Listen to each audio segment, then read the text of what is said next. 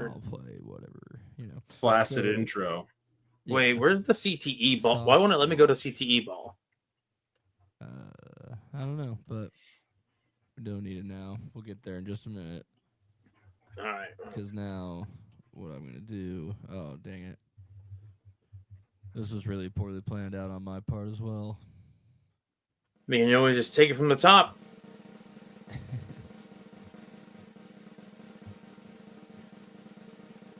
Oh. Oh.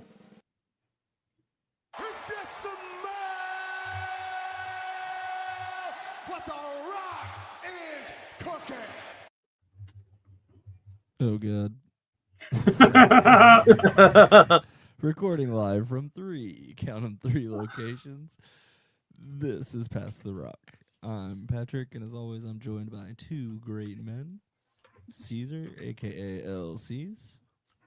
Hello, everybody. It's your boy LC's, ready to give you some really mid takes about the NFL and everything else. And Jacob, aka Becky. Oh, I didn't know we were doing expanded zooms in this episode. We're playing with everything today. That sounds kind of weird. I like that Kid See Ghost right there to your right. Yeah, this whole room actually has quite a lot going on.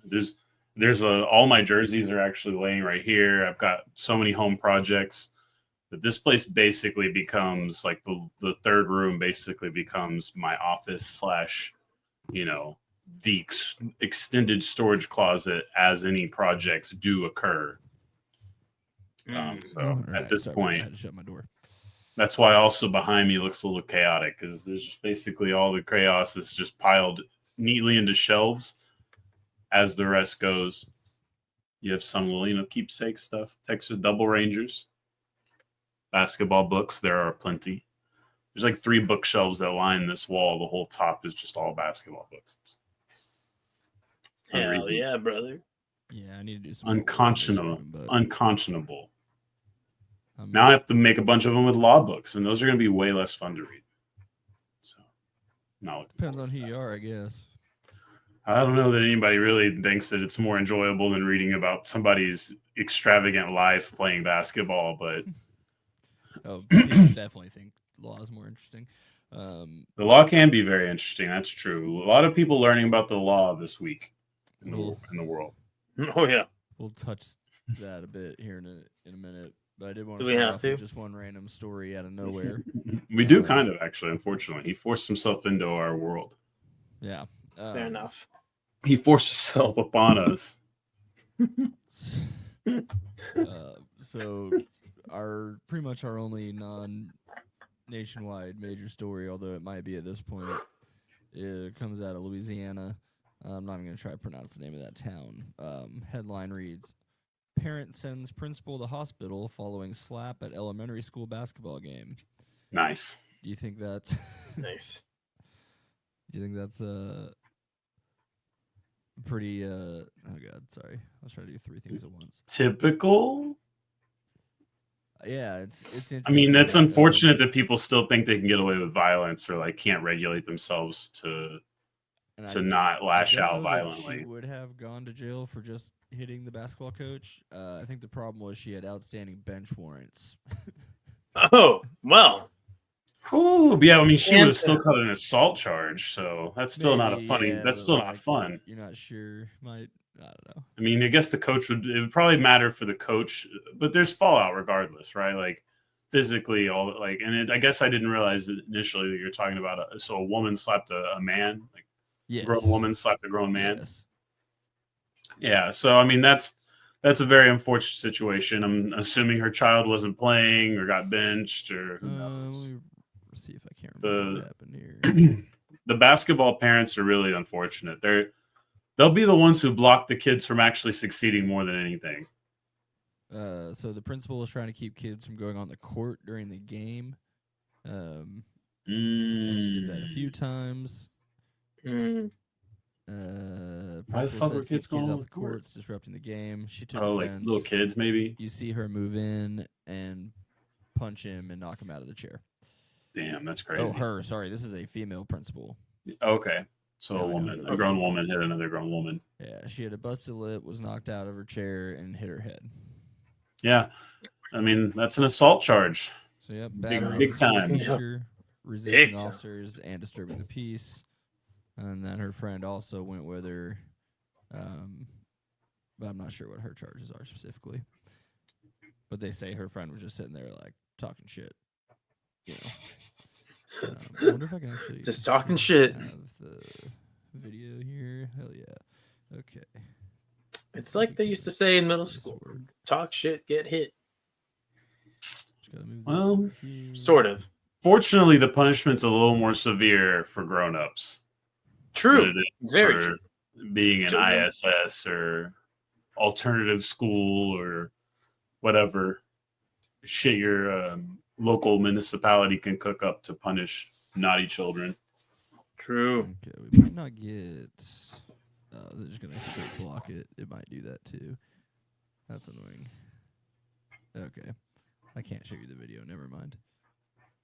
Well, that was our national crazy story.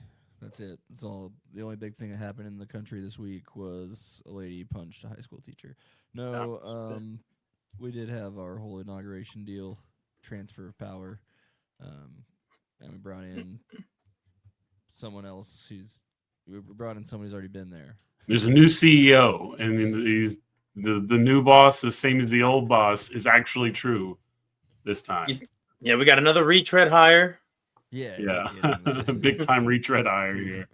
There are a lot of corollaries There- between, and I mean, there's a reason why people compare the Jones family, the Trump Would- family, almost every other of those big name families with Succession, because it kind of all fits. Would you say that the Republican Party in America was feeling mighty conservative with their decision making process?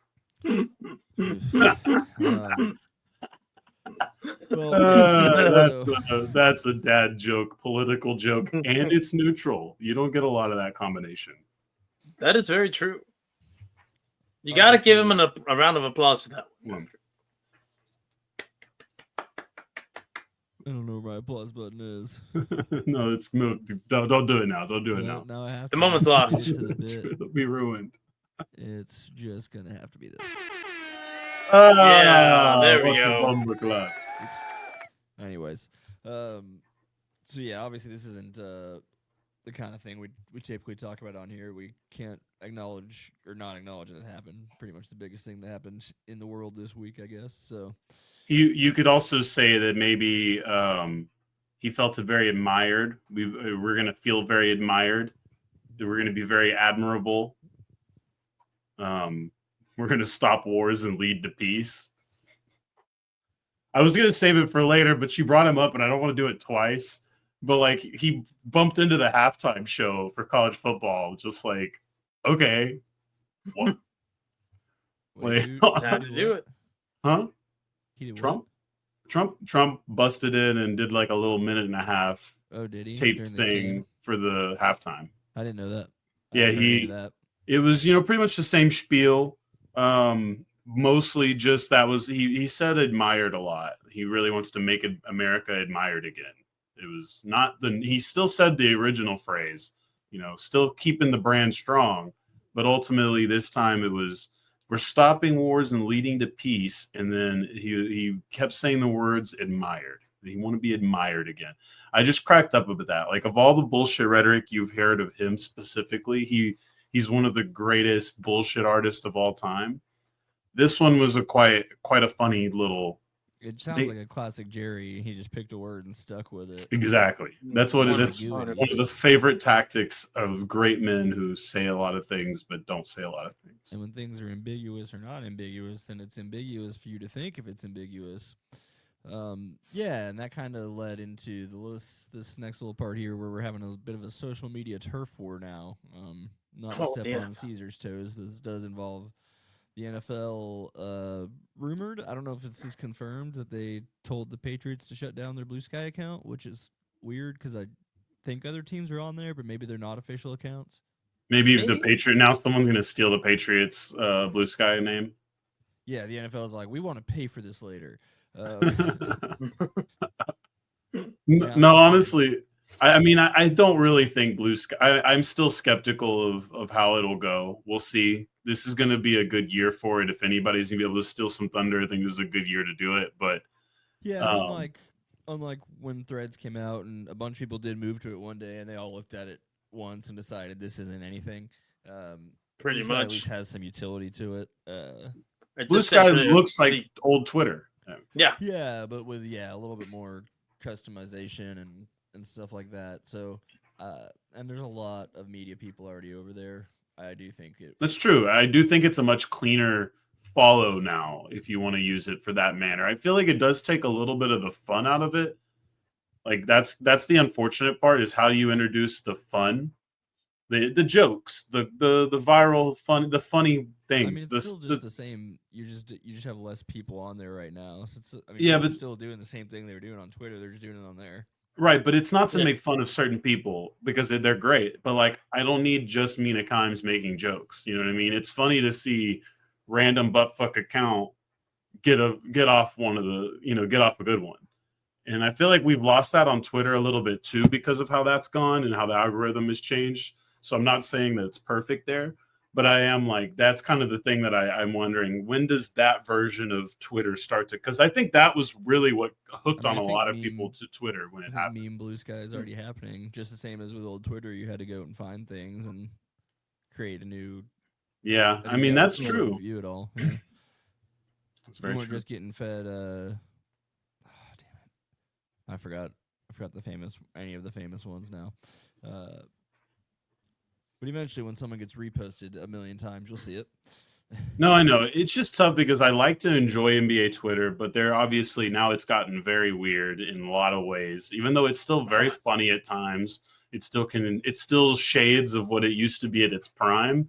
It's just on Blue Sky again, it's like cool. I know some of these dudes are funny, some of these people are funny, but like I still think a lot of lazy common users are sticking with the platforms they've had for a little bit longer. And that's where it's like the authenticity and the lived in feel is not quite there with Blue Sky. Well, But no, obviously, I mean, Twitter now feels like same as the NBA Cup. You just got to keep running with it for a while. so true, so true. And even It is that. the ist of social media. Yeah, I mean, there's a lot of things that. I mean, we'll see. There's already been some of the big subreddits banning posting X on there. And if that happens in NFL, that's a pretty large network of NFL users, and even the media and people on teams are in there with their 8,000 lurker accounts. So Exactly. but yeah, we'll see. We are on Blue Sky. I think you just have to look up Past the Rock. I'm sure we're like the only one. We got to head on the NBA because they're too lazy to move their stupid YouTube thing that cucks us over there. There's also another podcast that had that name. I think We have to kill There's them. so many podcasts that have our name. but we're the best. We I have think. to kill them all. Speaking of the best, bad transition. We got the news in the baseball world for Sasaki, and to no one's surprise, Suzuki? he's going to be a Los Angeles Dodger. Oh, Saki. And they've Okay, I thought we were talking about. additionally Ichiro. added more and more high-end people. They got Kirby Yates. Yeah, I mean, don't bury the for fucking lead price- for the price local. We couldn't really offer. Their No. 40-man roster- Mhm. Fuck Kirby Yates and fuck the Dodgers. But now you can continue. Okay. Their 40-man roster is so bloated that they're just literally having a fire sale for some guys who should be like everyday players. on No, their it's teams. crazy, dude. Yeah, I almost want to buy season tickets to their minor league team in Oklahoma City. 'Cause that's where all their actually they might not do their rehabs there since it's so far away, but it would be cool to get to see just. I think they regular did MLB actually. I think players I did hanging see out down people there. playing in Oklahoma City at some point this year, like some of their good players. Yeah, I mean that's the same league Frisco's in, so that's where Is we're Kershaw going. just big chilling again? Is he got the Udonis Haslam contract? Yeah, he's if he wants Is to that be just- there, he'll be there. But does he actually do anything? Like, He are we gonna bring Scherzer back for the same thing? Is he gonna Is be there- our also Udonis Haslam? Kershaw's played more than Scherzer over the last couple of years. I might be wrong about that. I don't really actually follow the Dodgers much at all. But Well, I I- guess the big question in all this is if it's bad for baseball to have one team that's this stacked. We saw It's this with the early. Hey, open up 2000s your rookies. pocketbooks, fellas. That's what I'm going to tell these owners. Open up your pocketbooks. Well, part of the problem It's with that tough. is the Dodgers TV deal that they have by themselves alone pretty much pays for all of this, and other teams don't get that. So Yeah. that's the thing. Baseball doesn't have a real cap, and they don't. No, do they're about revenue to. sharing. They're about to. And revenue sharing is likely going to end up being on the way Revenue unless- sharing is Man, definitely. you got to figure it out. Yeah. unless some of the owners decide that they just really like the system the way it is, which some of them just pull in money every day. They don't spend on the team; they just pull in money, and they're okay Someone's with that. gonna have to support Pirates. the Vegas Athletics. That's going to support itself. It'll be fine. True. But yeah, so it's interesting. But then also, they've had this incredible roster for 5 years now, and they don't win every year. It's not. There's No, but this is nuts, bro. This wild. specifically is I'm very pretty sure they're Durant not gonna win the World Warriors. Series this year, though. That's just because that's how it's going to work. No, and I know the thing that's funny is you've seen the Cliff Lee, fucked us and went to Philadelphia, right? And he went to Philly Did he go after. back to Philly. That was when he created the super team, the super pitching team. The how could you ever lose to this team? It was Oswalt, Halladay, Lee, fourth person who's Would probably Hamels be on that roster. Cole Hamels probably was 4. Yeah, probably 4. Yeah, like the 2011 Phillies. Yeah. Yeah, it would have been the year after we traded for him, and then he fucking left. Just like that bitch Kirby Yates. No, we're going to have some animosity, dude. The Texas Rangers are building a program and are trying to spend money, and these fucking Dodgers want to play this bullshit now. Dude, this is a reasonable team. I could very easily be excited about competing for a title next year, and they still can. But, like, God damn it, knowing that there's this Dodgers project that, again, feels a little from the outside, Like and I'm not going to say I'm super team. qualified to know this is true, but it feels a little Durant Warriors-ish, where they're really exploiting a loophole moment, especially with all the Japanese players that they're just they got them on lock now because it's just easy, right? Right. So it's like, I don't know, man. I feel like the change is going to come, and it might be at the cost of the Texas Rangers' best era of baseball. What's hilarious though? When was the last time this was actually updated? Because of all the deferred money, I think they're only the second highest payroll for next year right now. Which is ridiculous. It's just so ridiculous. So deferred money is people fucking up and cutting money, though, right? This might not be. Or no, deferred is the how way they get around their contract. Hey, Ray Davis, it's time for you to start putting some deferred money out there, bud. Yeah, That's everybody interesting. Figure budget it for out. your $100 Rangers Well, package now. Yeah, that's the thing. Is part of the reason the Dodgers can do that is because they're guaranteed basically NBA fucking TV money. I do think, and this has always been my argument to why I think Texas can work as a baseball powerhouse, is because I do still think baseball and the Rangers in particular mean a lot, and they're not as tainted as the Mavericks and especially the Cowboys. It really feels like a team that's a little bit, and hockey's obviously very niche still for the most part. That could change, obviously. It's changed quite a bit, but it could. I don't know how. I don't know what the end game is with hockey, with all of sports at this point. But I think with the Mavericks, it's basketball. There's just a contingent of people here that just don't really, just not interested, simply not interested. And then I think with the Cowboys, they might love football, but then they hate either professional football or they hate the Cowboys. And I don't necessarily agree with the first part. I do understand the second part. Then, that's where I think the Rangers just feel like the most unifying team of the actual metropolitan And obviously, area. it helps that they're between. I mean, the Cowboys are too, but with the Rangers, The Rangers always have been. But Yeah. they're between Dallas, Fort Worth. It's not convenient for anybody to get there, so it's convenient for everybody. Yeah. It feels like if you come from Waco, if you come from any of the far out spots around the Metroplex, that you still feel like that's your team because everybody's got to basically do the same thing to get to the game for sure. Yeah, I think right now we're looking at being 6th in payroll next year. which is we're- great. I'm and happy we're a with top that. 5 market. We should always be in the top 5 payroll. But obviously, I understand that we've had some question marks about if there would even be money for the last couple of years. So, Well, now they've got to pull off the impossible and beat the Durant Warriors and win a championship, and that can come to fruition. all right. And the last little bit of baseball news, we got our Hall of Fame votes in the new class. I'm pulling it up right now just because I don't want to mess it up. Only thing I know is Ian Kinsler did not get the necessary amount to He continue. received 10 votes, which I think is more than I was expecting. That's solid. He was a good player.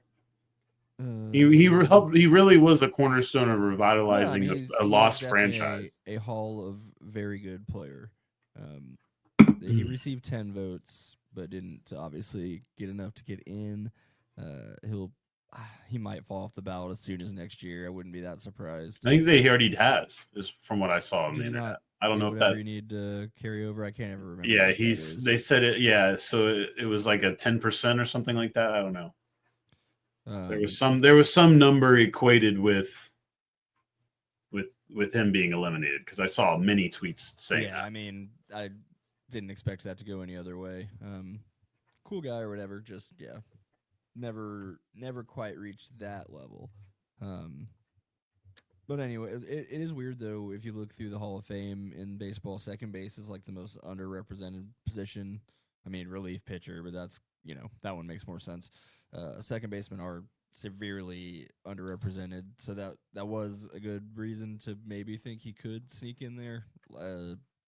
But also because it's that way, it should tell you they're not going to vote someone in who's not just amazing. But we did get Ichiro in at near unanimous. Another dumb baseball bit. Either the person who didn't put him in did it because they were like, "Oh, he's getting in, so I'm going to use my vote on something else," or Ian Kinsler. or it's the baseball bit where they're like, Babe Ruth didn't get in unanimous. No one's allowed to for the rest of history. So what do they do in that case? Do they just vote for Ian Kinsler, or do they put their just vote not on some- vote? They put one of their votes on someone else. Yeah. So you're alleging that potentially 10 votes for Ian Kinsler were to simply butt the system. No, I'm just saying Ichiro didn't get one vote. Like he was all but one. So it was one human being. It's Fuck always this. One human being decided. Oh, wait, really? That It's always guy. one? Basically, always at least one. I don't So know this how is they work it completely out. rigged. I don't know how they work it out. This is has to it's be. completely rigged. That's Well, so I think like It the has thing to is be, it's man. like this it's is Vladimir obviously- Putin levels of covering up your tracks. What the fuck? This is not That- hard. I don't think He should be a covering any unanimous tracks. Hall of Fame. That's my point. Is they're Yeah. not. This is not well No, hidden. but I mean it's well documented that writers historically didn't want anyone to be unanimous. But like, so Why? they're all It's so dumb. on an That's email just It's a dumb chain. bit, it's all I'm You got to saying. CC Really everybody dumb. your vote 'Cause before Babe it's Ruth public. didn't get in unanimously, so for some reason they've just continued that tradition through. Anyway, But it's What a incredible terrible you tradition. can make that one dude. It's like, all right, who's gonna be the asshole this time? Are they all public? Hall of Fames are stupid. I mean, Are they public? I don't think they some would be people- because some otherwise they people would are get public. harassed to hell, man. Some are public. Some are public. They choose to be if they want to be, but obviously they're not all. I know Evan Grant's was public. A He couple of them tweets were it out. public. Yeah. Yeah, I mean you don't have to. Like someone will. I can't know. I don't. Yeah. know Well, which if you're a real accounts, hip hop journalist, you do it. but someone that's puts just out facts. like when they get a new ballot, and then if that person put their name, they'll say it. If not, then yeah. I just want the person who voted no to just own that shit.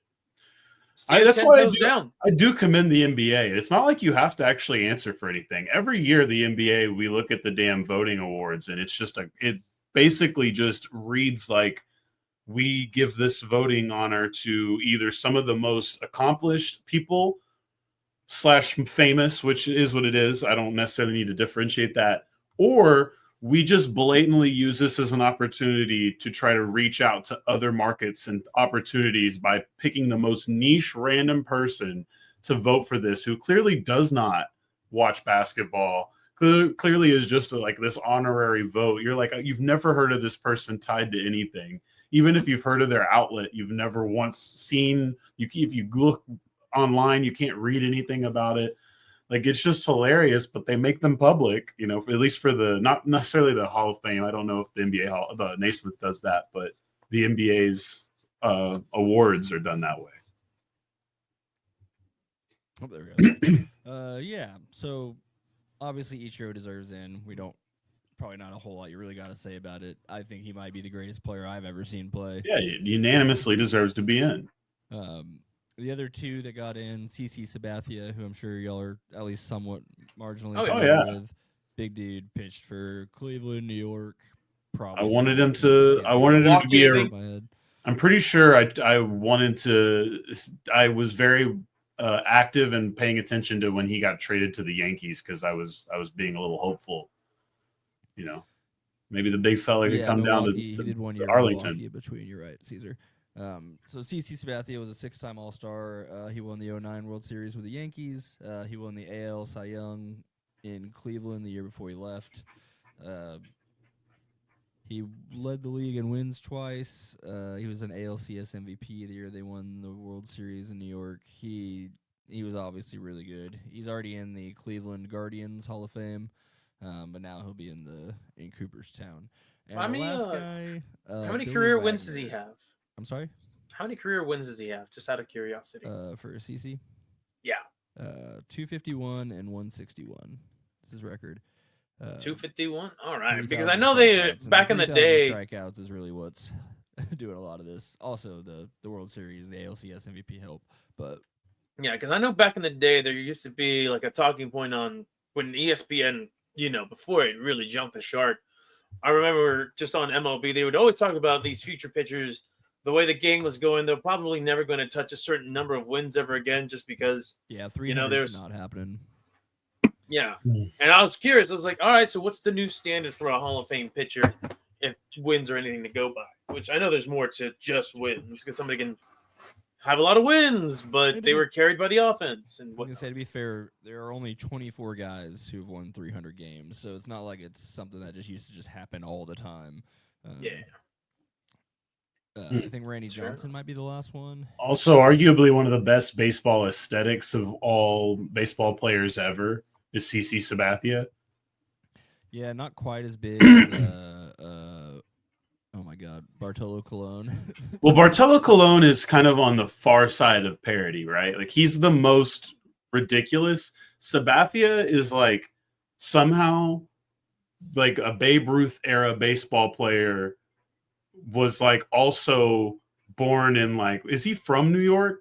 Because he just I think so. he was really born in carries the California. okay. That explains plenty then. He carries the New York aura very well. And I think he's been a New Yorker since he was a Yankee. So he's probably adopted a lot of it. That's why it seems that way. Yeah, but the But, worst like, thing that New the York's hat, ever done is make the him shave baggy- that beard. Yeah, I mean, they have the worst policy in all of sports, but arguably. 100% the worst. And in a what could have been world, if he doesn't go directly to professional baseball, he had signed a letter of intent to play football and baseball at Hawaii, because he was a pretty good tight end, which makes sense because he was probably just 100 Big dude. pounds and 3 feet bigger than everybody. He's probably going to play tackle at Hawaii. Let's be real. That dude was giant. And then lastly, Billy Wagner got in. Y'all might be less familiar. He did play for the Astros for a long time, but it was Yeah, that's what I was thinking. mid 90s, early 2000s when they were not too good. But Billy was always great, and he's kind of in that same Bartolo. He's like, if it was like Russian nesting dolls, it'd be like Bartolo Colon, CC Sabathia, and then Billy Wagner is like a slightly smaller version of them. Okay, I gotta look at him He's because not, I like, remember the funny name. big. It's just like he's not one of the guys you look at and you're like, oh, I bet he's a center fielder. 5'10", 180 No, pounds is Billy you're right. Wagner. Very You're right. He's nondescript. this guy looks like an undercover cop playing baseball. So this was his 10th year on the 100%. ballot. He's another 7-time All-Star. He's in the Astros Hall of Fame. I remember him from video games mostly because we didn't see a lot of National League Baseball when I was growing up. At least I didn't. I don't remember seeing it.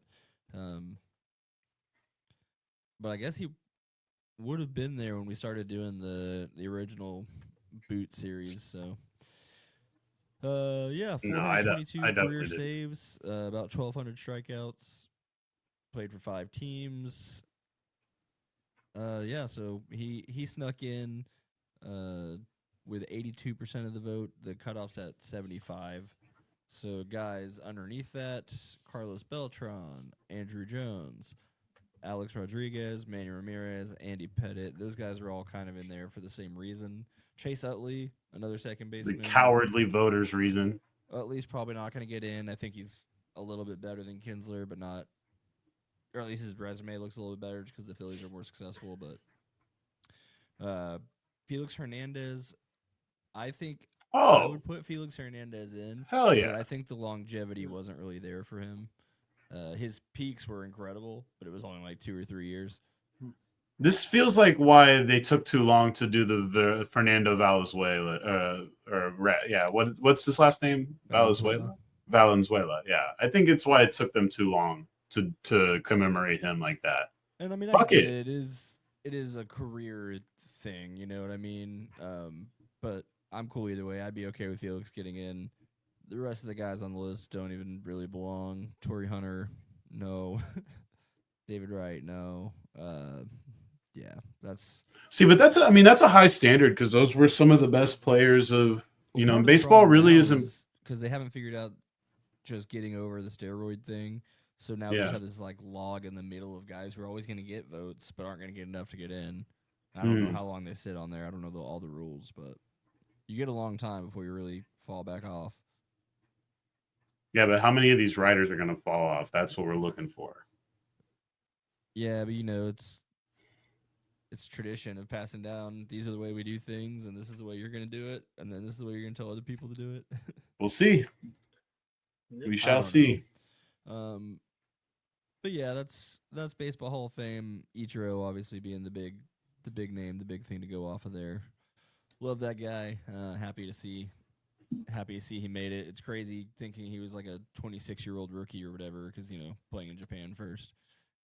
Who knows what those numbers would look like if he grew up here or at least came over here earlier. Also, who knows what it looks like if he ever decided that he just wanted to hit home runs, because I would not be surprised if he could have, maybe probably like Griffey, finished with 40, 50 something, maybe not in the 60, 70 range without the juice, but who knows, because it looked like Ichiro could literally just put the ball wherever he wanted every single time. Yeah, I mean, honestly, it was always a player that I think people would make the fake trades about as well, because I think everyone was very interested in getting him out of Seattle during the later years. Well, yeah, and he got there right after Griffey and A-Rod left. So that kind of didn't really work out for them. But yeah, that's baseball. Not a whole lot going on with the Stars. Just gonna do a little drive-by here. They're middling. They've still got some extra money to play with. Trade deadline is after the Four Nations tournament. So again, we're not going to know anything until after the Four Nations tournament when teams decide what to do with people, because no one wants to trade for a guy and then he gets hurt in that tournament and then you don't have him. But they're still sitting in the probably top third in the way they're playing. Just not looking as good against the better teams right now. But with that, I'll do a really quick pass off to Jacob with a sound like. Whoa. Oh.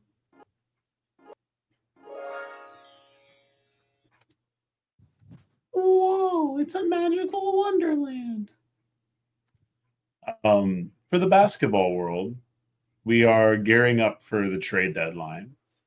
I'm going to go to my handy dandy calendar to remind myself. Oh, yeah. Very unfortunate for the NBA trade deadline this year. It falls on the 6th, which means that it doesn't fall in a category that actually makes it easy enough for us to cover the trade deadline appropriately. So that's kind of annoying. We'll be recording the day before the trade deadline, so we'll probably get a hold of a couple things. But like everything else is going to happen the next day, and then basically a week later we'll have to explain it. So that's a little unfortunate, but that's coming down the pipeline. So really nothing has happened too much in that regard. The Phoenix Suns have traded a 2031 first-round pick, which essentially has been called the most coveted trade asset, non-player trade asset in the league now, to the Utah Jazz. In return, they've got 3 first-round picks that they can now use in whatever deal that they so choose.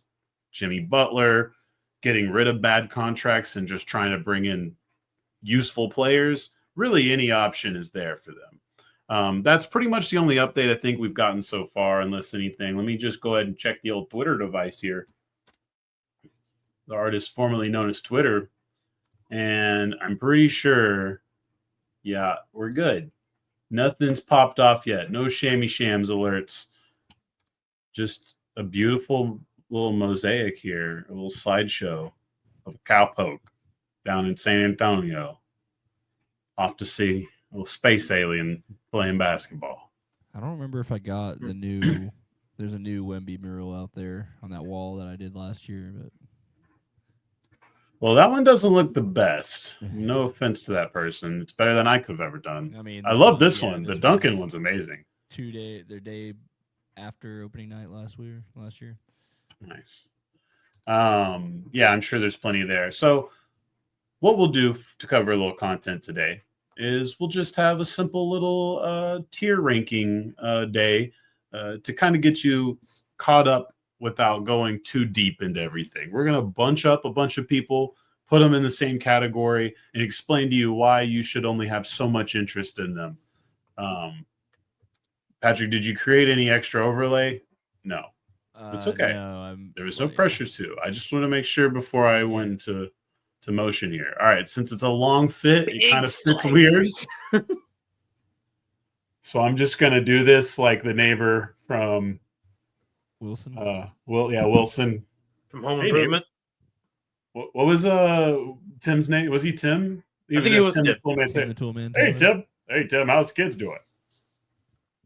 Didn't one of them like die in suicide in that show or something? Or they had like some weird sad scene in one of their gets episodes. AIDS, I believe. One of them. Yeah. Oh, what the fuck? Yeah, dude, that was kind of heavy. I didn't know any of metal. this. I guess I wasn't Yeah, paying dude. attention that much when I was a kid when that show was airing, but damn, that's crazy. Well, this was like towards the later years where maybe they didn't need to be there anymore. But anyway, we'll do the Home Improvement rewatch one day. Where we're at. I will. Okay, so you actually can we just stay sidetracked for a few more seconds? Is it not incredible that Tim Allen has grifted himself to a third shtick that's the same series 3 times? I think Charlie Sheen's the only person to have ever done this. Charlie Sheen probably made more money. I don't think he did. I wouldn't say that. I would say 2.5 Men and Anger Management were pretty much They were the same thing. But I don't Same think, thing. Yeah. I don't think he had a third that was the same. So Spin City is Very he's different. awesome. He's really awesome. That's the only difference is Charlie Harper is a piece of shit, and Charlie Sheen and that other one is also Charlie. I forget what his name was. Another one, Charlie Sheen and Sin City or Spin City rather, not Sin City, Spin City. Fantastic rewatch. That was really good. To replace Michael J. Fox or something. That was after J. Fox got Parkinson's, and actually it ended up being really awesome. It would have been cool if they could have actually worked together more. But anyway, that's the bigger digression, and I would actually do a Spin City rewatch for the pod.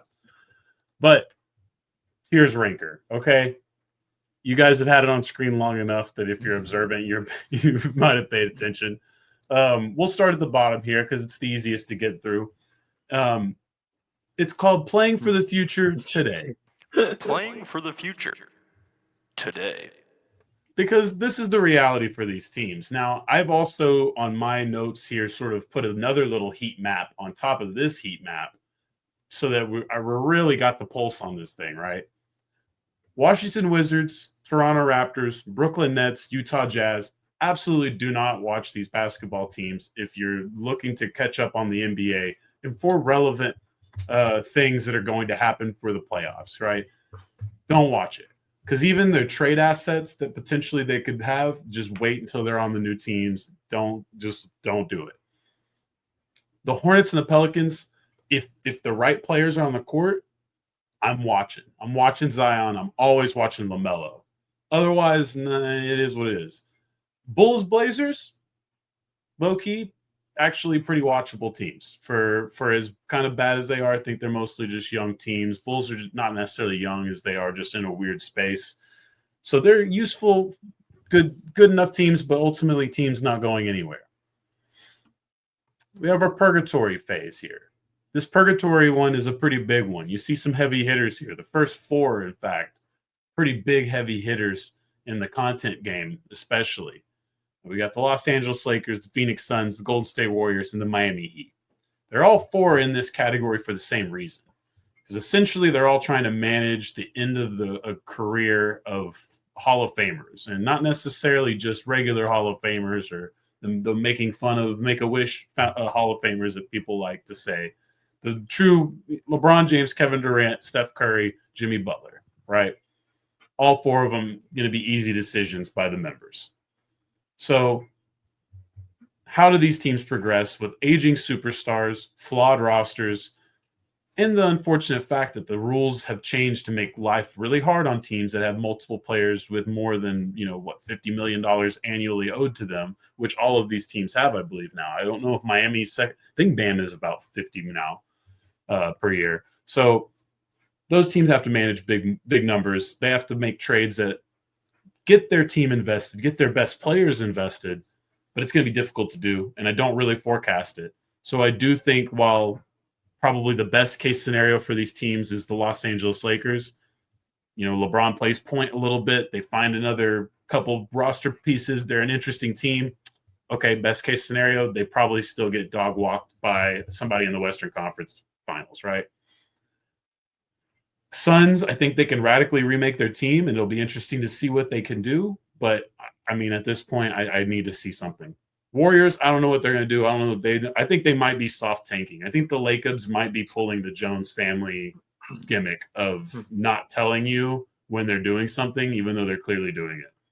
And then Miami Heat, they're just Jimmy's hit the button, and they've suspended him again as of earlier today for 2 games. Yeah, he missed a flight apparently, and so yeah. So there's 2 more games on top of that. Now that it seems like teams like Washington could potentially be even into this conversation of trades. So I don't know what's going to happen with Jimmy. Again, that's why we're not going to go into all of that, because it kind of is cumbersome to think of all the possibilities when honestly it used to be more interesting because all the possibilities felt real. Now with the new CBA and the way money works and trades work, it's really just the possibilities are not that interesting because they're not that vast. Or if they are, they're so complex that they're kind of cumbersome to even come up with and theorize. And the Pacers and the Hawks, they're in for the same reason here. Really mostly because they're interesting teams. They have more talent. They've made good decisions recently. I like the group. Could be better. And the Philadelphia 76ers, a little bit like the first 4 teams.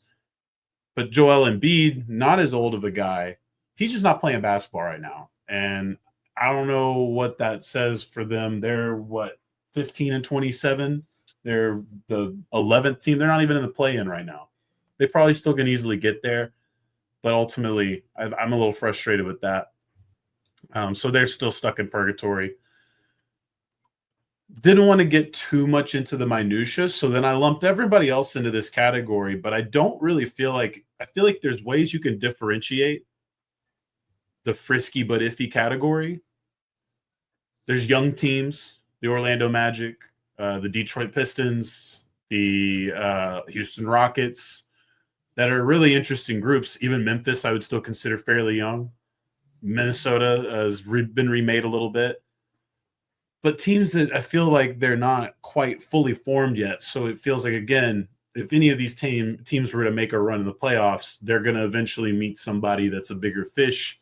And it's going to have been a nice season. It's going to be like the Detroit Lions just experienced in football, where it's been a great season, but here's your reward. It's a big, sad L, and now you have to move on for the next season and try to continue this, moving forward. Mavericks are hurt as hell right now. Otherwise, I think they would still be in that top tier, and they may still be able to make a trade, get healthy enough to get in that top tier. But the health is crazy. They just lost Lively. You're still without Luka for a while. Exum still has no timetable to return. He hasn't played this season. not great. Not a great look there for the Mavs. I mean, they're doing the best they can. They'll be fine as far as the standings go. Like, they're going to have a shot at the playoffs pretty much unless everybody just stops playing officially. But yeah, it sucks because all the continuity, all the development that you need to take on the 3 teams that are above them, and even some of the teams that are in the same tier as them, I think they need to have been much, much better, and have played much more basketball together. So the Lively news was not great. Sacramento has somehow sort of revitalized themselves after firing their coach, mostly by adding a player to the starting rotation the former coach didn't want to have in there, but still wonder what they end up doing if they can upgrade to one more rotation player, make me feel like they actually have something to do with stopping people defensively. I feel like I could buy into them more, but defensively, I know that I can run over that group now with pretty much even the groups that are below them. I think could beat Sacramento. I just respect how much better they've been and how much room for potential at the trade deadline they have. Clippers, same thing. Kawhi, James Harden. I mean, obviously, that's still as much of a crapshoot as what's going on with the Lakers, the Suns, the Warriors, and the Heat. Sixers as well. But ultimately, I think that they are in a good position. I do believe in, Kawhi still looks so good when he plays basketball. So I do still believe in the upside there. Milwaukee looks good. New York looks really good. New York could be on the precipice of reaching the top tier very soon. And then Denver, honestly, has got their shit together too. I think Russell Westbrook, I don't know where he ranks in the Sixth Man of the Year award things. I think that'll probably be my actual official return to the hoopla. They've been incredible. They may still have trade deadline moves to make as well. So I got him at like 1, 2, 3, about 6th. 6th. Who do they have at the top? Peyton Pritchard still? Pritchard, DeAndre Hunter, Amon Oh, Thompson, Hunter's a good one. Santi Aldama. Santi Aldama. And It's a stiff competition Beasley's this pretty year. Close. There's kind of a trade-off between him and Russell Westbrook, depending on which side. Malik Beasley, you said? Yeah. No, yeah, that's. I mean, I respect Beal it. Is right there with them too. Okay, that's hilarious. That's a troll. So But one works. yeah, that one is a troll, folks. The other ones are interesting. I would say Beasley's not going to happen. Aldama probably not going to happen, but I respect that ranking. Peyton Pritchard probably going to happen because of how good Boston is. But let's see if they kind of we'll get to them. But yeah, finishing up the Bucks, we still think there's a deadline move. They have big contracts to move. They don't have as many assets. So can they pull off something to redeem the Dame Giannis era and maybe even capitalize on it this year? We shall see. Knicks are awesome, but I really, really, really, really don't trust the lack of depth and the coach there, obviously. But if the Knicks can get it right, holy shit, they could easily be in that top tier. And then finally, I guess I can slouch back down. The top Were tier. you actually keeping your eyes above that the whole time? Oh yeah, I thought I stick to bits. That's what I That's do. pretty funny. I am a glutton to the pain.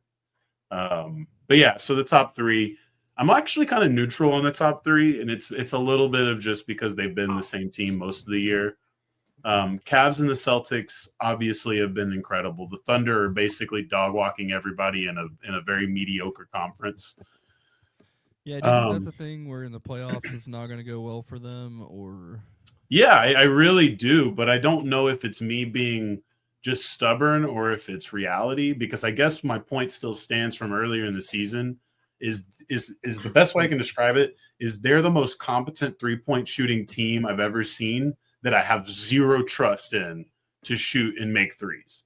You know what I'm saying? Like, I know what the data says. I know that they have a lot of good shooters, but whenever I've seen this in crunch time with them specifically, I've just been let down. And then Chet Holmgren's not playing.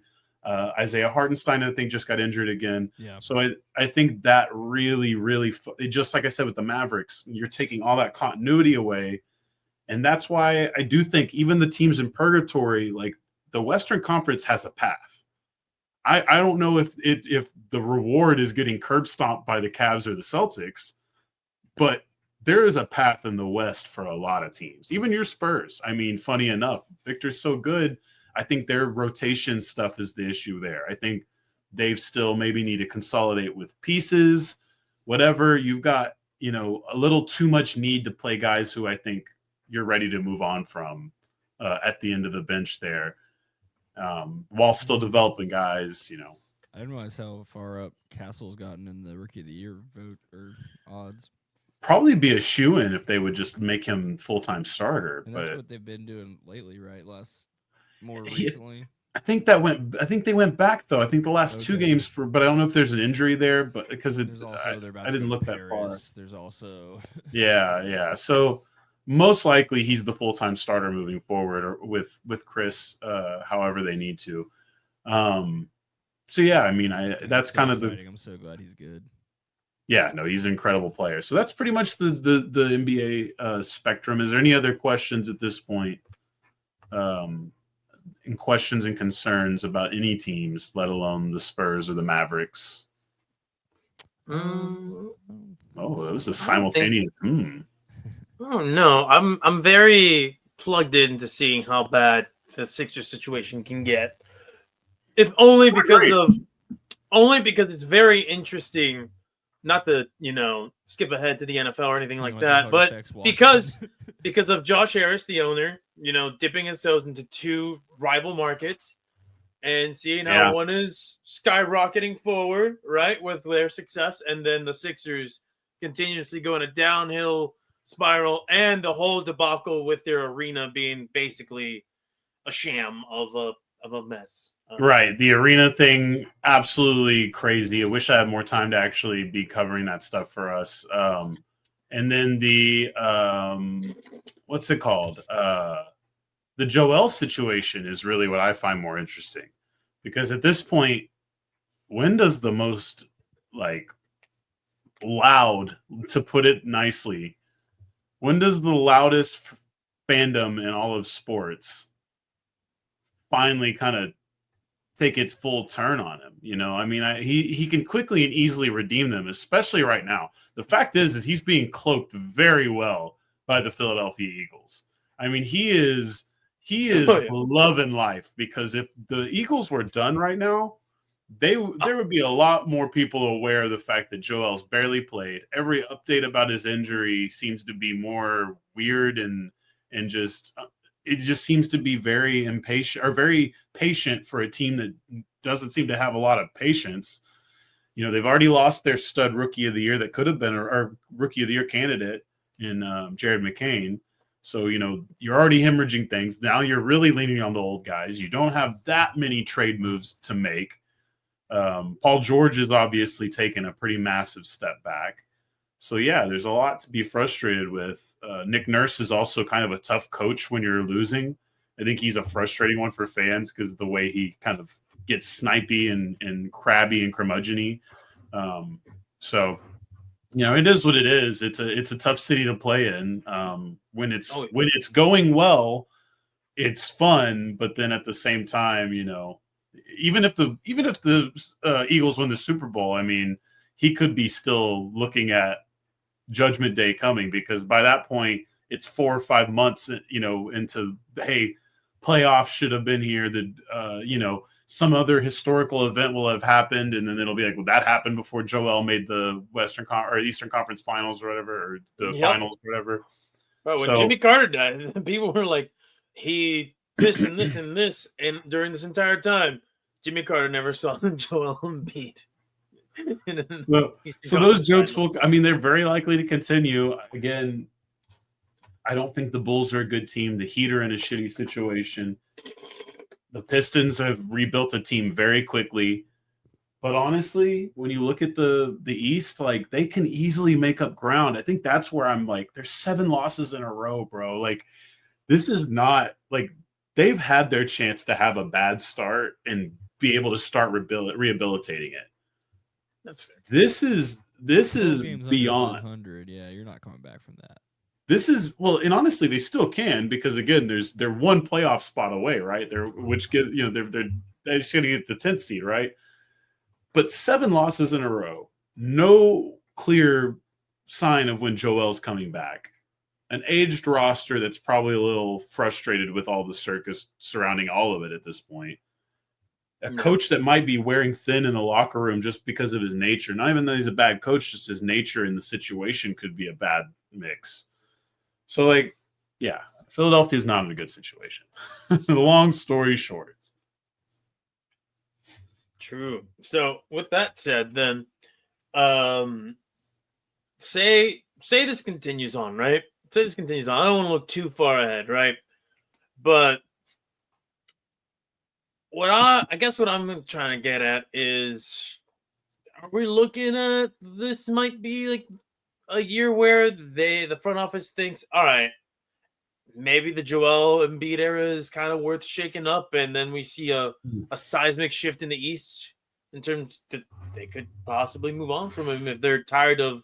Well, The I mean, guy just- unfortunately, as good as Joel is, he's barely been able to shake the East up by himself as it's been. But no, I still think that he could force himself out. He could wish for something else. I think that's very possible. Yeah, I mean, I think that could be the reality. But then I don't know if Sixers fans are that upset, you know? I don't think so either. Just because I do see a bunch of them by proxy of being an Eagles fan on the internet. I'm like, oh gosh, all right. So this is how I know they're not happy with Joe Embiid. It's like you said, he is being shielded right now by the fact that the Eagles football team has some When's the Super success. Bowl? In February the 1st. So he either has basically from when It's after the trade deadline. are the Eagles the Saturday or the Sunday game? They're both Sunday games now. They're both Sunday games. Okay, so then yeah, I mean, basically you either have Sunday the 26th or whenever the Super Bowl is, and maybe a couple weeks after that, if they win, you've got maybe a month to hide from the true brunt of the force, is what I'm saying. Because that fan base is crazy. As soon as they're done celebrating that Super Bowl and eating dog shit and cat shit and homeless people shit. Are they that way about the Sixers? Aren't their expectations? Yeah, and the Sixers are very Cowboys-esque too. Point? No, and the Sixers have a lot of that Cowboys Toronto thing where they're very important historically to the core of what not just the city, but the league as a whole, the history of the league. Like some of the best players of all time have worn the Sixers jersey. It's a very historical franchise that's dated back quite a long ways. So and Philadelphia is an important history when it comes to basketball, right? Philadelphia, they had to ban basketball from Philadelphia because it got so popular at YMCA's, and that was one of the first big things that ticked people into thinking that basketball could really take off. So like those things I think matter.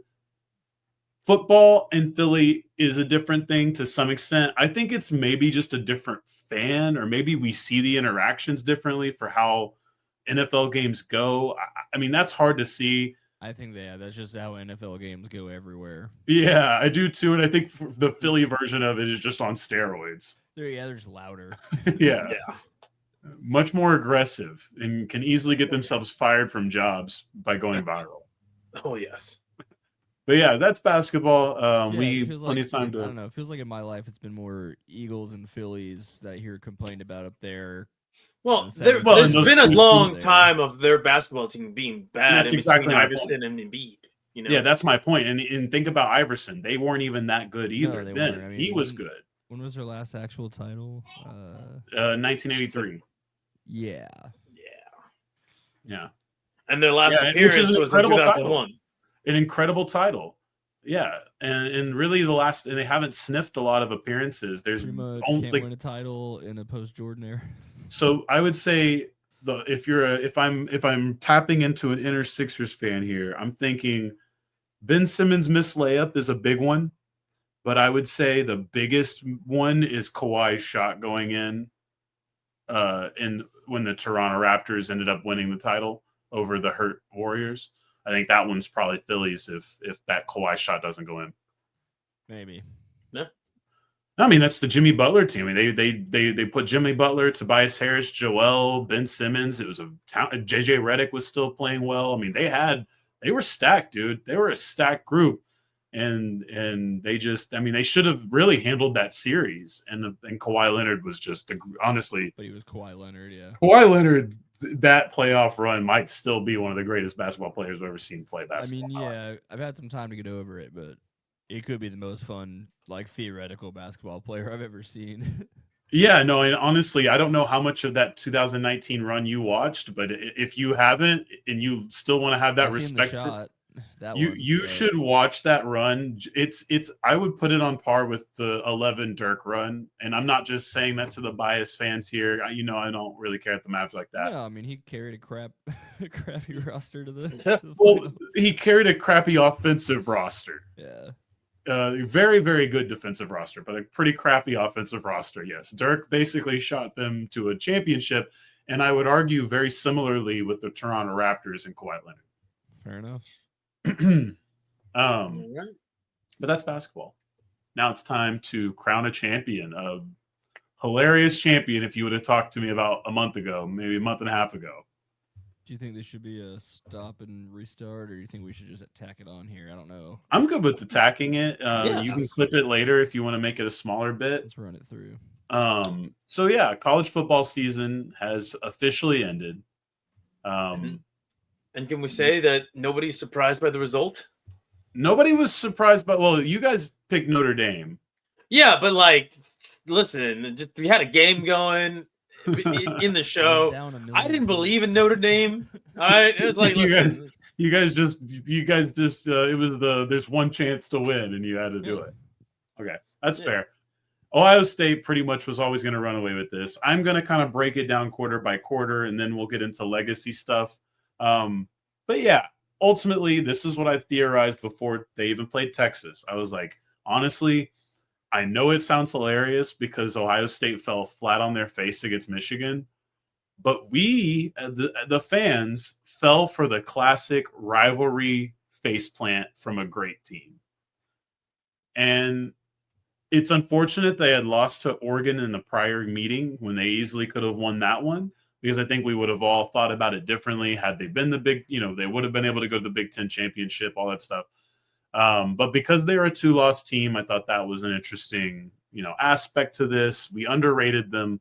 Ryan Day, an incredible story I can't wait to get to at the end of this. But nonetheless, the Buckeyes, the first expanded college football playoff champion. I expected this game to be a blowout, and it kind of was, but then it wasn't at the end, which I guess is nice for the Notre Dame fans. no. I think you could also look at this from a Notre Dame perspective and say, man, did we waste a lot of opportunity. I would liken this game a little bit to the 2009 national championship. Not in the injury. There was no significant injury here, obviously, but there was sort of this opportunity wasted, almost saved, and then wasted again, ultimately, And for the Domers. yeah, and I know you're going quarter by quarter on this one, so I'm not gonna step on any toes. So I'm just waiting for you to get to their first drive, because that one was So yeah, that's what we'll start. Notre Dame's first drive, incredible, very impressive drive here. Essentially, a fourth down? I think there was a sack at one point that had them in a longer yardage. Or no, the first play from scrimmage, Ohio State just absolutely nailed the back behind the line of scrimmage, right? And then they have this stop here on the 3rd and 1. Then they convert. Incredible drive here. You face a ton of adversity. You punch it in. How much time did they end up taking off the clock? Because that was, I want to say it was like over 6 minutes, if I'm not mistaken. And that was one of the most significant things is there was only 2 drives in the first quarter of this game, right? Yeah, that first quarter went by in a breeze, and then the rest of the game felt like it took a really long time. Second quarter was not the same. Could not be said of the second quarter. Yeah, but the first 2 were very, very smooth.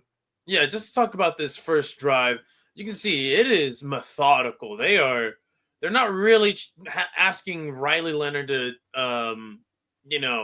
be super aggressive on the in the pass game. See a lot of like hard nose running. I was like, all right, this is the formula. This is the Notre Dame formula right now. Just do enough in the pass game. If it's there, if not, run it down their throats and see if they can stop you. as we can see here, the man is just, look at that, carrying that defense right near the end zone. Yeah, it's almost 10 full This minutes. drive right here almost made me believe that Notre Dame was going to make this a game. Yeah, it's 5 minutes left on the clock, or is it 6? Yeah, 5:15. Yeah, That's incredible. Just under a 10-minute drive there. You So- know, yeah, it was an incredible drive. It really was. And Sad then that that Ohio was about- State was like, "Hey, almost all these dudes are playing in the NFL next year. Next year, almost all of them, even the quarterback potentially." He's Caesar, going to be in the a bar training is camp. low. Caesar, you need to. He's going admit to be the in a NFL training bar is camp. low. That's what I'm going to say. He's going to be in a training I camp. think Will Howard could even potentially be playing football games or at least garbage time. Like I think he could. I think the NFL quarterbacking crisis is that bad. Surprises me anymore. So Yeah, listen. I think Riley Nate- Leonard could be an NFL player next year. Like I really Listen, think if that it- the bar is low. I think babysitter quarterbacks that are not that bad have a better value than they've ever had before. Listen, Sam Ellinger and Nathan Peterman are in the league, so anybody can be in the league. Fuck it. Sam has had a longer run than I anticipated. I definitely I expected didn't know he was fullback still Sam in the by now. league. I think he's like third or fourth guy on the Colts still. Basically, Oh, probably I mean, it practice makes squad sense, guy like, for a he, bit. he seems like he'd be a good coordinator, QB coach. He didn't have the physical skills to do it, but he seemed to understand what was happening. Yeah, Uh, solid player. Fullback for a quarterback. Never. is having Yeah, his but very not, agree. this is where distraction. here's where we go into the second quarter, because the second quarter, this is where it all starts to unravel. Yeah. for Notre So Dame. Ohio State answers, and then we have kind of chaos. We have a stumbling offense. We have the Ohio State offense continue to truck. Though I do say Yeah, tell me if you think this is good. So you give up a touchdown, you get the ball back, incomplete pass, false start, holding, 2nd and 25, run for 2 yards. that's 3rd and 23, little short gain, 4th and 15, holding. and I mean that's classically why we weren't gonna Oh, no, think Notre holding's Dame on would the- pull this on off, Ohio right? State on the punt return, sorry. Yeah, so even without that, that's still miserable. I will say the bright side of this is it felt like they got absolutely pummeled in the second quarter, but realistically, it was a 14-7 halftime score potentially if they would have held up. They don't end up holding up, obviously. I mean, we're still a little bit a ways away from that. Yeah, there's not But so much you on could ask this- of that defense. Yeah, No. I think I saw the halftime score and was like, okay, I don't need to turn this game on. Well, and then it got very weird. I don't know if do you want to fast forward through these at all, or should I just awkwardly talk I in got you. front of the highlights? It's on this computer, not the other computer. Sorry. Fair. Yeah, so there you go. First play of the third quarter essentially starts Ohio State off with not only a 21-7 lead that they had already gotten from a last minute drive in the second half, puts them at the goal line now to essentially one play into the series or into the Yeah, you the had an quarter. incomplete pass and then you had a 70-yard run. And so now you're seeing where it's looking dark, it's looking ugly quick. You end up having another issue here, I think, from Notre Dame almost instantly, right? It's there should be a fake go to the fake punt if you can skip like a couple plays, Yeah, 1 second, Patrick, got you. I was looking because it should be the next on my Notre Dame phone, I have all the- possession. I have all the plays listed, so I was about to get there. So this goes shit. Yeah, here we go. Then this happens. Absolutely. Oh, that was a good throw too. It was there. It was opportunity. And here's the thing: That's defense what I'm holds. Defense holds. I mean, you're on the other side of the field, so they get a shot at the field goal regardless. But the defense holds. Now it's going to be helped out by a holding call. helped out by a holding call, of course. But it doesn't matter as long as you get off the field. No, yeah, just context. Potential Yeah. future Dallas Cowboy Travion Henderson Here's there. the hold. Potential. See it, yeah, right next to the quarterback. And look at this is great rally and tackle right there. Notre Dame playing their hardest. So, yeah, there you go. You see 31-7. Now the Domers have a chance, right? Now they've got – this is really it. Now it's pedal to the metal. Most people are tuning out. Producers are calling in. They're like, we need a little bit of something, right? Just give us Wild something Wings to keep commercial, people yeah. engaged. Unfortunately, it gets a little dark early. You gotta give it to Riley Leonard. This dude just kept coming back, and it's kind of been his story all year.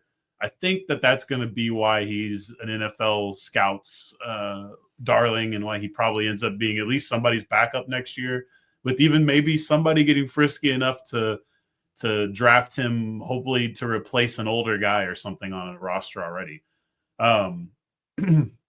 But yeah, so you see an interesting drive here eventually, and go ahead and just skip to the touchdown, and the 2-point conversion's awesome here.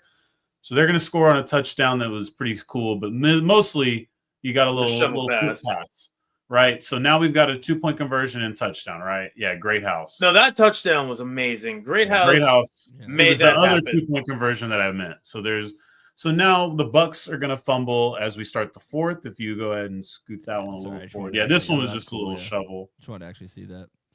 And so now the Bucks are about to get the ball. This is the opportunity to put the game away.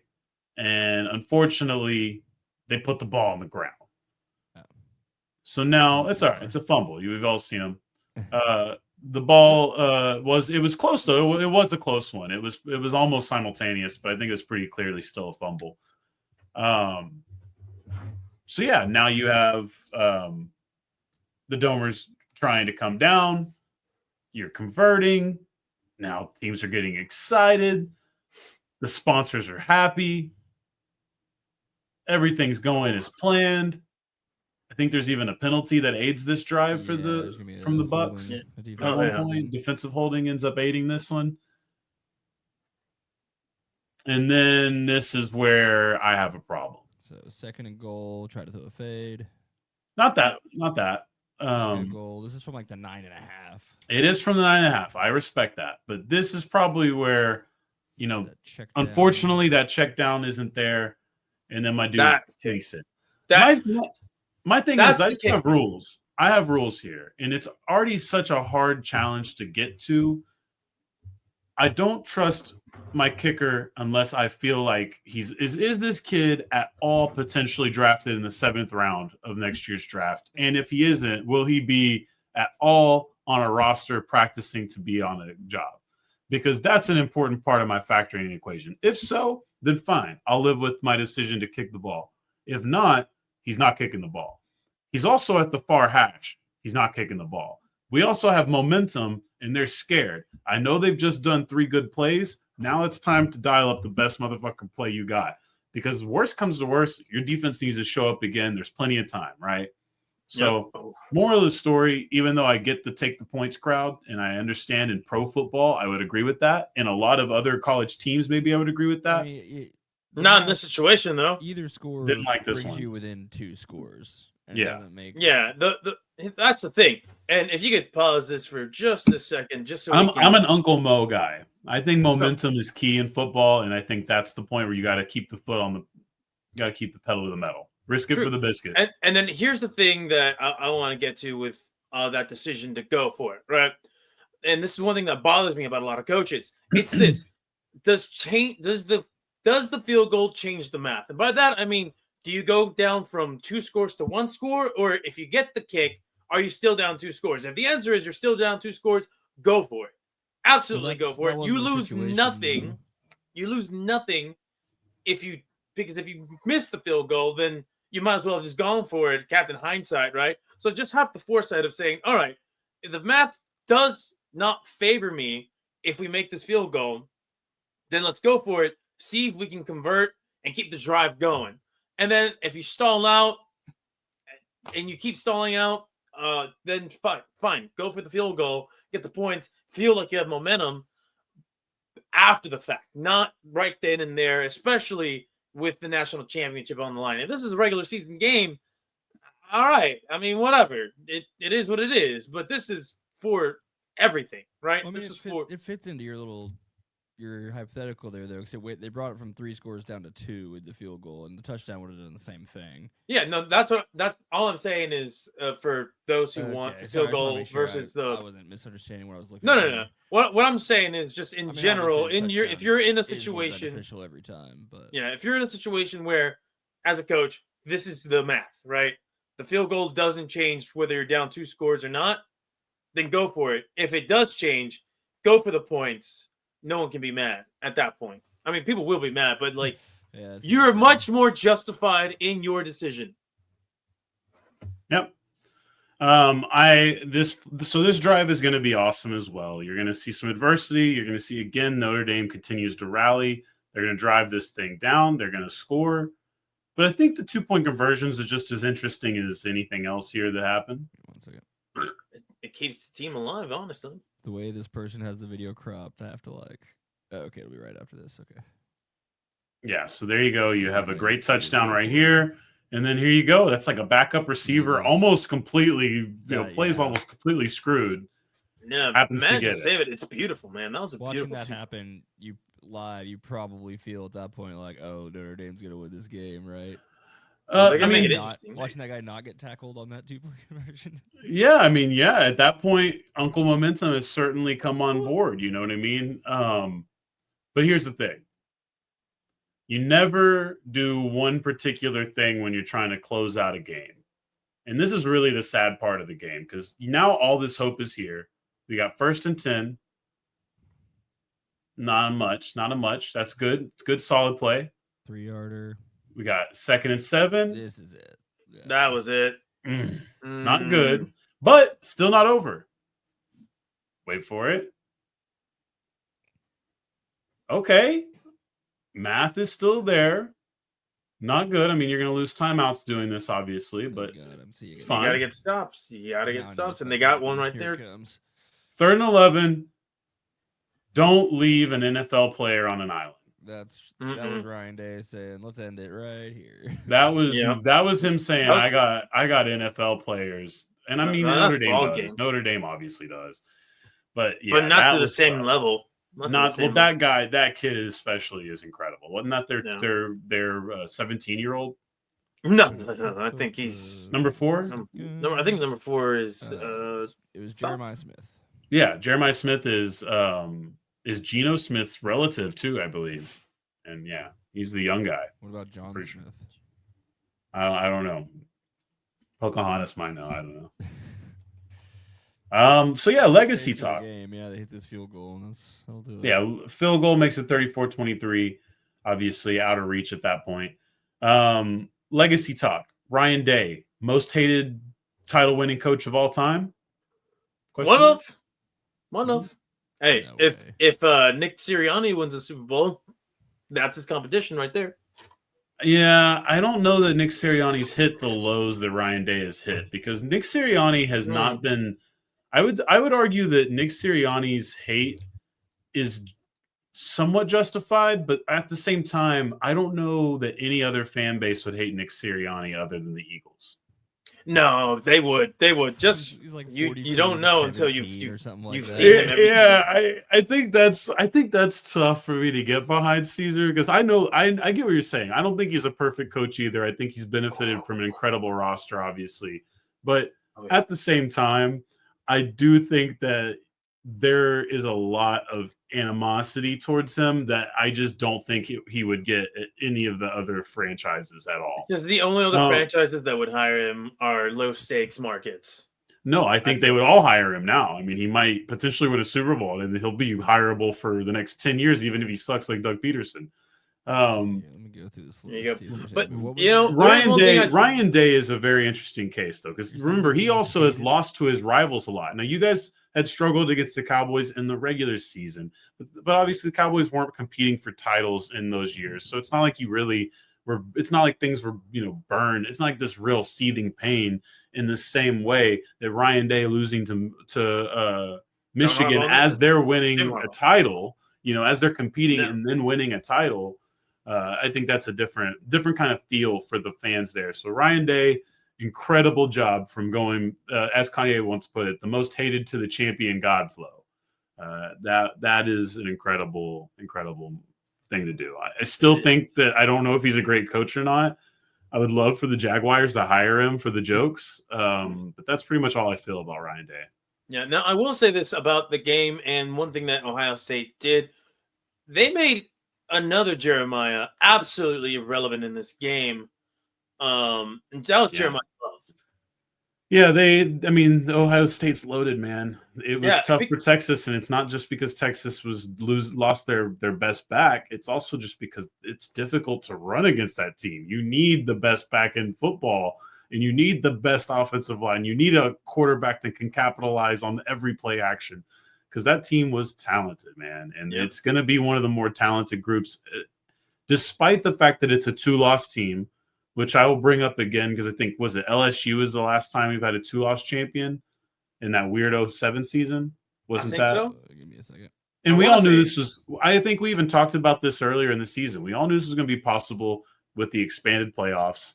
2 losses is a much easier path to winning a championship than ever. It's just simple math. We just didn't necessarily expect it to be the first year, but it's kind of funny that it was. I think it was Very awesome. funny, So and Ohio it State going back. back, LSU in 07, yeah.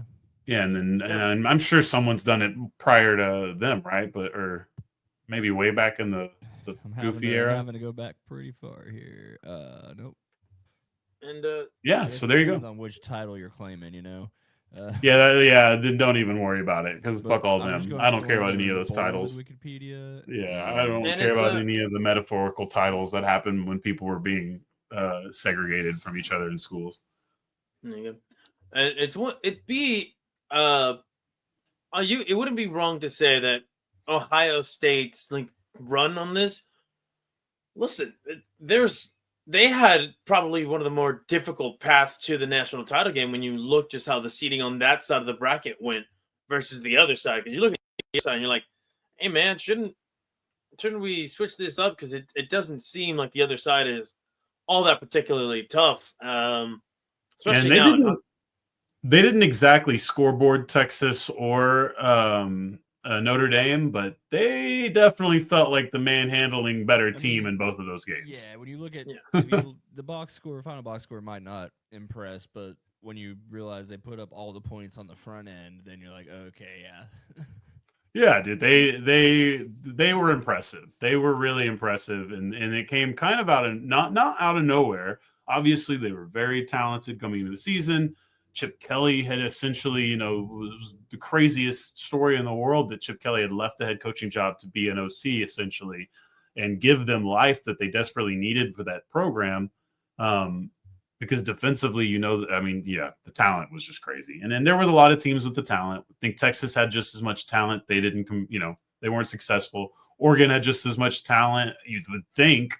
And then they just absolutely got fucking shit on them. I don't think Oregon's on where like Georgia, Texas, Ohio State, Notre Dame are as far as their line. Yeah, but they've never clearly not because they got dog We'll walked. give them a few years. I'm worried. because here's the thing with Oregon is like they get maybe one really good big offensive lineman every 4 or 5 years, and it's just one. And then the rest of the line, you're like, all right, they're small, but they're kind of quick on their feet. And then they get absolutely manhandled when they play against these teams that have, bigger guys in the trenches. Yeah. It just doesn't work out for them in the postseason. Well, that's pretty much it for another year of college football. We really don't have much else to look forward to. I mean, transfer portal is always ongoing. The NFL draft is sort of the merging of the two worlds. So we'll find ways to have fun with the NFL draft as it comes. And we're on Dion watch until further notice. There's a chance he gets. We're on all the watches we could possibly be on, theoretically, until the Super Bowl, depending on college wise. Dion's the one to look for. That's it. Yeah, because So when would you guys consider to be the most? So when is Super Bowl again? I keep asking. February. Never going to retain the information. I don't care. I'm motivated to not watch it. I want to say it's February. What is it? February. Second Sunday. It is February 9th. February 9th. Okay, so that shit's actually pretty soon, thankfully. So, well, let's yeah. We'll carry that into. No, I know. I'm just saying. But I'm just saying that for college football, I mean, Yeah. that would be a pretty big move to keep an eye on because highly touted recruits going No, to yeah, I Colorado mean, because of him. If he leaves, now it's open It season. also seems like Bill Belichick has essentially more or less declined it through his girlfriend's Instagram. Was that I think that was a Declined real what? Has he signed the UNC contract yet? I don't know about that. I don't but from what I understand, his girlfriend posted a post of them in UNC gear and was like, we're happy at wherever we're at, or we're happy in Chapel Hill or whatever. Let's see here real quick. I'll do it just a real quick little Research purposes. news. Sort Huh. by It's- date. I mean, this could have been an internet troll. Very possible could have been an internet troll. I mean, I'm getting articles about him landing recruits. Well, I got right here. It's as of 6 days ago. The contract remains unsigned. All he has signed is a term sheet proposal with Yeah. UNC.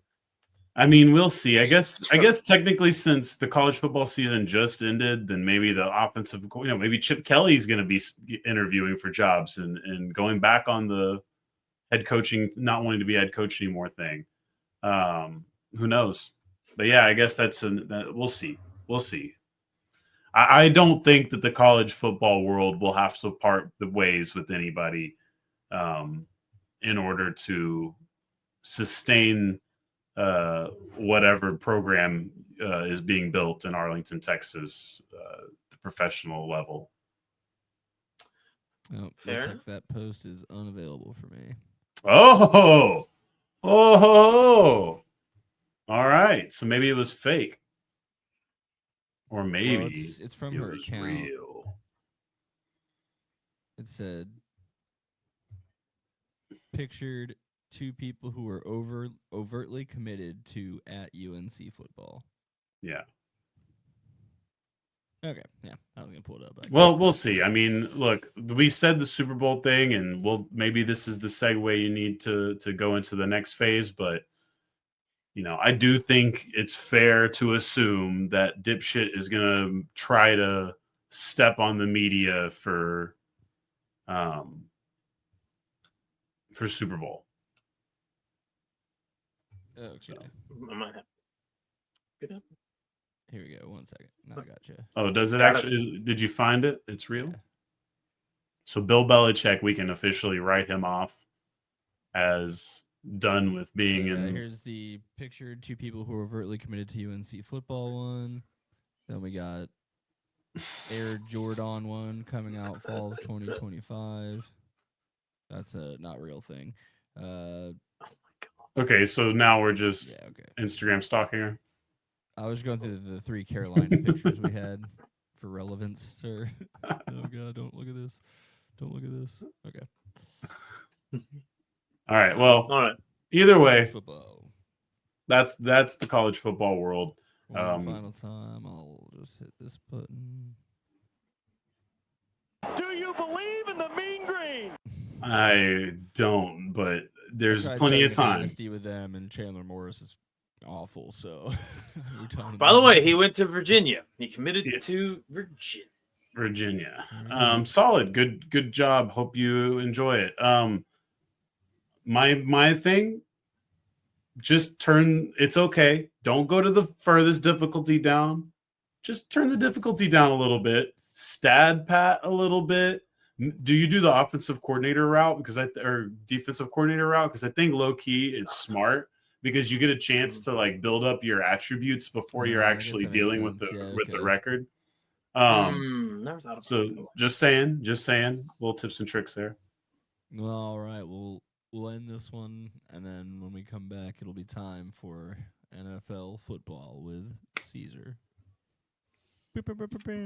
You reap the fruit of your selfish ways. You gonna lose all your fancy foosball games, and you're gonna fail your big exam because school is The devil?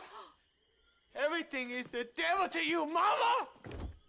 Well, I like school, and I like football, and I'm gonna keep doing them both because they make me feel good.